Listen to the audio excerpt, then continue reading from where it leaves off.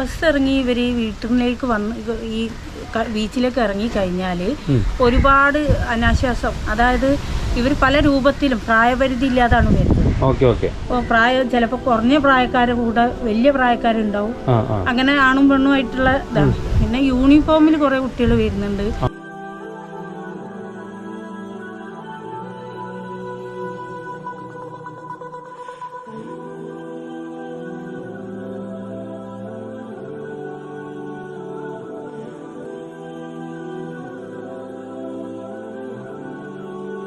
സ്വന്തം മക്കളെ പോലും പുറത്തേക്ക് സ്വന്തം വീടിൻ്റെ മുറ്റത്തേക്ക് ഇറക്കാൻ പറ്റാത്ത രീതിയിലുള്ള ഒരു സ്ഥലത്താണുള്ളത്. എന്നാൽ തന്നെ കോന്നാട് ബീച്ചുമായി ഏറ്റവും കൂടുതൽ അടുത്തിരിക്കുന്ന കുറച്ച് വീടുകൾ.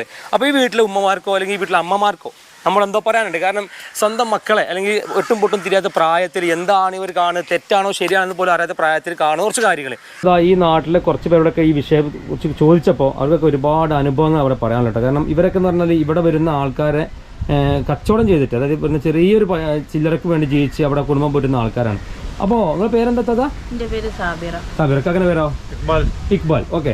അപ്പോൾ ഇത്താത്ത, എന്താണ് നിലവിൽ ഈ ഒരു ഇവിടുത്തെ ഇങ്ങനെ കമിതാക്കൾ വന്ന് കാട്ടിക്കൂടുന്ന ഈ ഓരോ വിഷയത്തിനും കൊണ്ട് നിങ്ങൾക്കുള്ള ബുദ്ധിമുട്ട് എന്തൊക്കെയാണ്? എൻ്റെ ബുദ്ധിമുട്ട് എന്ന് പറഞ്ഞു കഴിഞ്ഞാൽ ഇവിടെ പരിസരത്ത് ഒരുപാട് കുട്ടികൾ വളർന്നു വരുന്നുണ്ട്. ഓക്കെ.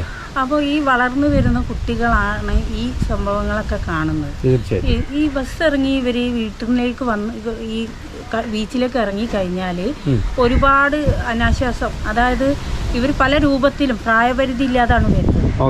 അപ്പോൾ പ്രായം ചിലപ്പോൾ കുറഞ്ഞ പ്രായക്കാരുടെ കൂടെ വലിയ പ്രായക്കാരുണ്ടാവും. അങ്ങനെ ആണും പെണ്ണും ആയിട്ടുള്ള ഇതാണ്. പിന്നെ യൂണിഫോമിൽ കുറേ കുട്ടികൾ വരുന്നുണ്ട്. ഒരുപാട് അമ്മമാരെന്ന് വെച്ചാൽ കുട്ടികൾ പല പ്രതിസന്ധിയിലും പോറ്റി വളർത്തി വലുതാക്കുന്നതാണ്. അപ്പോൾ അവരെന്ന് വെച്ചാൽ ഇവരെ കുട്ടികൾ സ്കൂളിൽ പോയി കഴിഞ്ഞാൽ അവർക്കത് പലപ്പോഴും ശ്രദ്ധിക്കാൻ പറ്റൂല. സ്കൂൾക്ക് വിട്ട് കഴിഞ്ഞാൽ പിന്നെ മാതാപിതാക്കൾ അറിയുന്നില്ല. അപ്പോൾ ഈ കുട്ടികൾ യൂണിഫോമിലാണ് പല കോളേജുകളിൽ നിന്നും പിന്നെ സ്കൂളുകളിൽ നിന്നും വരുന്നത്. തീർച്ചയായിട്ടും. അപ്പോൾ ഇവര് നമുക്ക് വെച്ചാൽ ഒരു പരിമിതി ഉണ്ട്, നാട്ടുകാർക്ക് പറയാനുള്ള ഒരു പരിമിതി ഉണ്ട്. ഒരു മറ ഇല്ലാതാണ് ഇവിടെ പല സംഗതികളും കാണുന്നത്.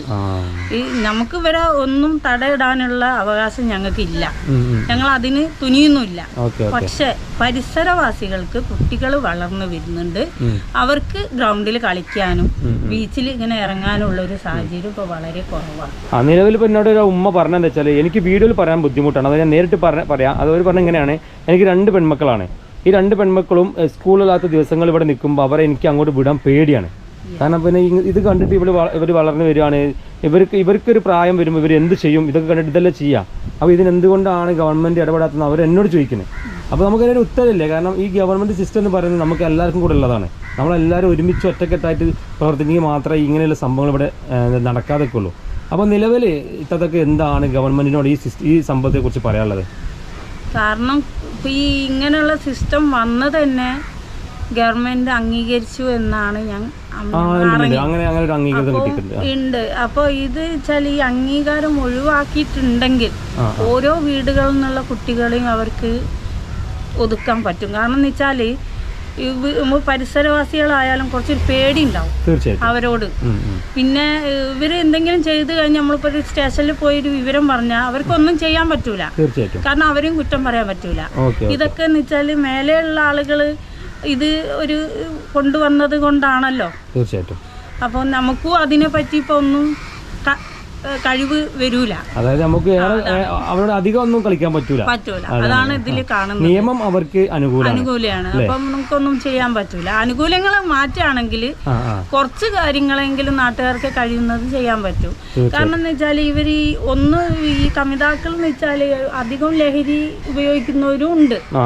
കാരണം ഇപ്പോൾ കുട്ടികളൊക്കെ വന്നിട്ട് ഉപയോഗിച്ചിട്ട് ഒരു എണീറ്റ് പോവാൻ പറ്റാത്ത അവസ്ഥകളൊക്കെ ഇവിടെ ഉണ്ടായിട്ടുണ്ട്. നമ്മളെ കണ്ണു മുന്നിൽ കണ്ടത്. അതൊന്നും നമ്മൾ പ്രതികരിച്ചിട്ട് കാര്യമില്ല. അതാണ്. 5-8 വയസ്സുള്ള കുട്ടികൾ പിന്നെ ഇങ്ങനെ വന്നു കണ്ട് പിന്നെ ഇങ്ങനത്തെ ഒരു അക്രമത്തിലേക്ക് വന്നു കഴിഞ്ഞാൽ നമ്മൾ എന്ത് ചെയ്യും? അതായത് ഇപ്പോൾ ഇത്ത പറഞ്ഞു തന്നെ ഈ നാട്ടിലുള്ള ഈ വീട്ടിലുള്ള അല്ലെങ്കിൽ ഈ ഭാഗത്തുള്ള 5-8 വയസ്സായ പെൺകുട്ടികൾ അല്ലേ, അവരിത് കണ്ടു കഴിഞ്ഞാൽ എന്ത് ചെയ്യുമെന്നാണ് ഉദ്ദേശിക്കുന്നത്? അപ്പോൾ ഇതിന് നമുക്ക് പറയാനുള്ള ഏക ഒരൊറ്റ കാര്യം എന്താ വെച്ച് കഴിഞ്ഞാൽ ഇതിപ്പോൾ ഗവൺമെൻറ് സിസ്റ്റത്തിൻ്റെ ഒരു കാര്യമാണ്. അവർക്ക് 18 വയസ്സായ കുട്ടികൾക്ക് എന്തും ചെയ്യാനുള്ള ഒരു സ്വാതന്ത്ര്യം കൊടുത്തിട്ടുണ്ട്. പക്ഷേ ചെറിയ കുട്ടികളുടെ കാര്യത്തിൽ എന്താ പറയുക, ഉന്നത രീതിയിലേക്ക് നമ്മൾ എന്ത് ചെയ്യുക, പരാതി കൊടുക്കുക. മനസ്സിലായോ? നിങ്ങൾക്ക് ഇവിടെ ജീവിക്കാൻ കഴിയുന്നില്ല, അല്ലെങ്കിൽ ഞങ്ങൾക്ക് ബുദ്ധിമുട്ടുണ്ട് എന്നുള്ളൊരു പരാതി നിങ്ങൾ ഉന്നയിക്കുക ആദ്യം. എന്നിട്ട് അതൊരു പേപ്പറായി എഴുതിയിട്ട് പരാതി കൊടുത്തു കഴിഞ്ഞാൽ അതിന് ഒരു എന്താ പറയുക, ഒരു മാർഗം ഗവൺമെൻറ് കാണും എന്നാണ് ഞാൻ വിശ്വസിക്കുന്നത്. മക്കൾ വളരെ ഈ കുട്ടികളത് കണ്ടിട്ടാണല്ലോ, വേറെയുള്ള ചെറിയ കുട്ടികളത് പഠിക്കുന്നത് ഇത് കണ്ടിട്ടാണല്ലോ. അപ്പോൾ എന്തായാലും ഈ ഒരു ബുദ്ധിമുട്ട് ഒരുപാട് കാലമായിട്ട് നേരിട്ടുണ്ട് ഇപ്പോൾ അല്ലേ? ഏകദേശം എത്ര വർഷത്തിന് മുമ്പ് വരെ ഇതില്ലായിരുന്നു ഇവിടെ? ആദ്യമൊന്നും ഇല്ലേ. എത്ര വർഷത്തിന് മുമ്പ് വരെ? ഇപ്പോൾ ഇത് ഇങ്ങനെ ആക്റ്റീവ് ആയിട്ട് എത്ര കാലമായി ഇപ്പോൾ ഇവിടെ? 5-8 കൊല്ലത്തിന് ഇപ്പറാണ് ഇങ്ങോട്ടുള്ളത് അല്ലേ? അല്ലെങ്കിൽ പോലീസ് ഭാഗത്തൊക്കെ നിങ്ങൾ അറിയിച്ചിട്ട് നിങ്ങൾക്ക് എന്താണ് റിപ്ലൈ കിട്ടിയത്? ഒരു പറഞ്ഞ എന്തെങ്കിലും പരാതി ഉണ്ടെങ്കിൽ സ്റ്റേഷനിലേക്ക് എത്തിക്കോളാൻ പറഞ്ഞു. അങ്ങനെ ഞങ്ങൾ ചോദിച്ചപ്പോൾ ഒരുപാട് പേര് പരാതിപ്പെട്ടിട്ടും യാതൊരു നടപടി എടുത്തിട്ടില്ല എന്ന് അങ്ങനെ കേൾക്കുന്നു. അല്ല, നമ്മൾ പോയിട്ടില്ല. നമ്മളിങ്ങനെ അത്യാഹിത വന്നാൽ പോകണമെന്നുള്ള നമുക്ക് നമ്പർ പോലീസുകാർ തന്നിട്ടുണ്ട്. അവരെപ്പോൾ വേണമെങ്കിൽ കോൾ ചെയ്യാനുള്ള ഇപ്പോൾ വന്നാലും നടക്കാവ് പോലീസുകാർ നമുക്ക് നമ്പർ തന്നിട്ടുണ്ട്. നടക്കാവ് പോലീസ് സ്റ്റേഷൻ അല്ലേ തന്നത്? പോലീസുകാരുടെ സഹകരണം അങ്ങനെ ഈ വിഷയത്തിൽ ഒരു പറയുന്നത് സപ്പോർട്ടാണ്. എന്ത് തെറ്റെന്ത് പാതരാക്കങ്ങൾക്ക് അത്യാഹിത വരാണെന്നുണ്ടെങ്കിലും നിങ്ങൾ ഇവിടെ വന്ന് നമ്മൾക്ക് ഫോൺ ചെയ്താൽ മതി, നമ്മൾ ഒറ്റയടിക്ക് ഇവിടെ എത്തുന്ന. വെറും പെണ്ണുങ്ങൾ താമസിക്കുന്ന സ്ഥലമല്ല, നമുക്ക് ഭർത്താക്കന്മാരില്ല, മരിച്ചോയതാണ്. കുറെ ആൾക്കാർ വിധവകളൊക്കെ താമസിക്കുന്ന സ്ഥലമാണ്. ഓക്കെ, ഇങ്ങനത്തെ ആൾക്കാർ വരുമ്പോൾ ഇവിടെ കളവുകളോ മറ്റോ അങ്ങനെയൊക്കെ നടക്കാറുണ്ടോ? ഈ ഭാഗത്ത് അങ്ങനെ കണ്ടിട്ടില്ല.